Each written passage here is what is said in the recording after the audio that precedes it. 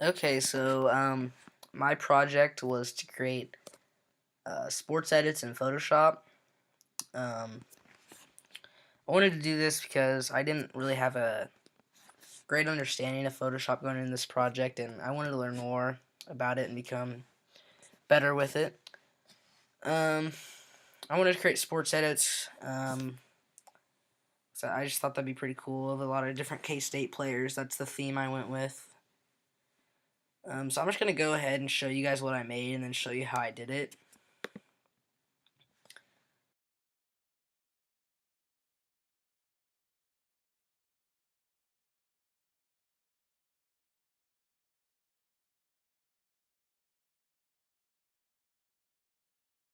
So I made a total of 7 edits. I used various brushes, Topaz filters, a lot of different tools to just try to make these things.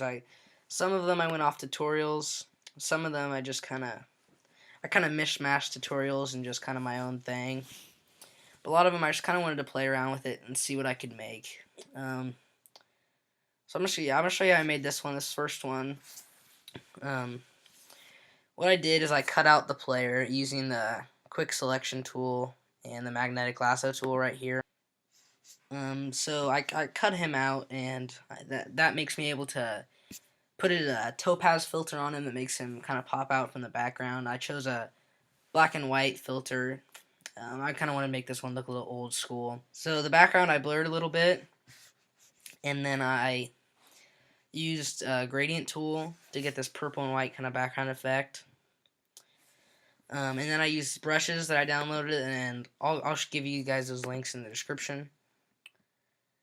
Um, I just used these brushes. Just kind of went along here, and I kind of played around with different brushes and ended up using these ones to on the background, which I thought looked pretty cool. And I downloaded my font. I'll give you guys that link too. It's kind of a cool sports font, kind of ESPN. Um, so yeah, it's kind of simple, but once I got a basic understanding, it became pretty easy. So I'll show you guys the next one. Um, so on this one, I again cut out the player using the magnetic lasso tool, which is a really great tool, and the quick selection tool.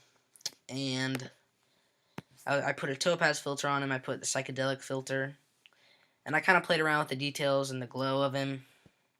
It's kind of what makes him kind of pop out and kind of glow from the black and white background. Um, so on the background this time I blurred it, but I used an iris blur.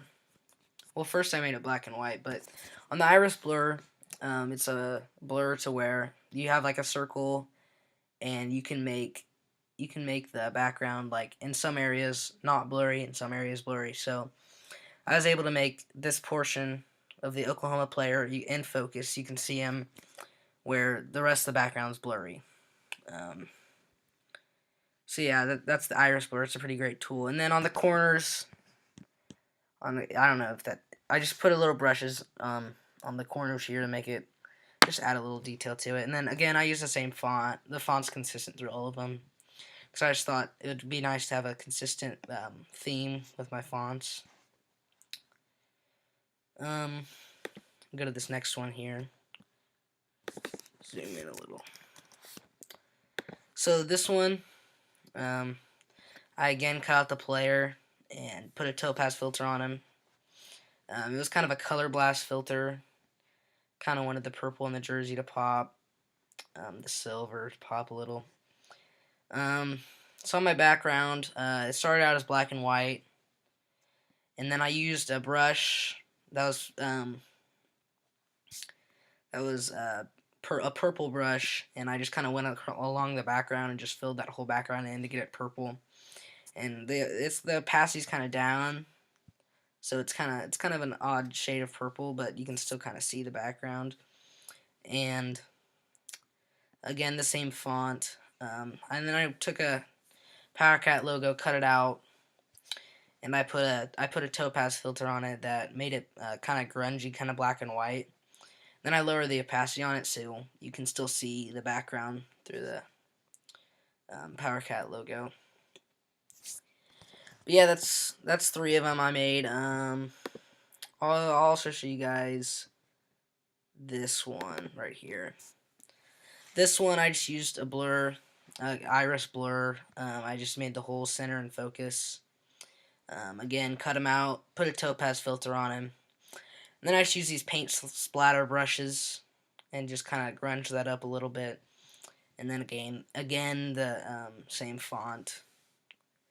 So yeah, once I got a good understanding, I was able to do these pretty simple. At first, there's a lot of problem solving that I had to do, and I got stuck sometimes. Some things wouldn't work, or the things wouldn't look good, and I just have to find a way to, what will make this look good, and just kind of go with the flow of it.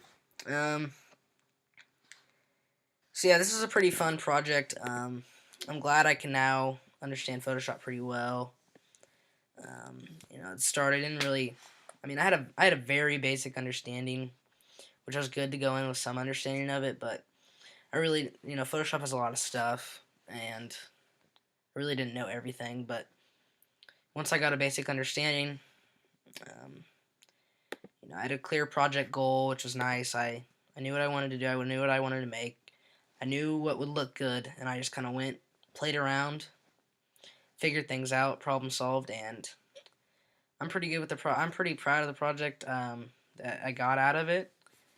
Being a kind of a first project in Photoshop, I think I learned a lot, and I'm glad I chose this project. Alright, thanks for watching.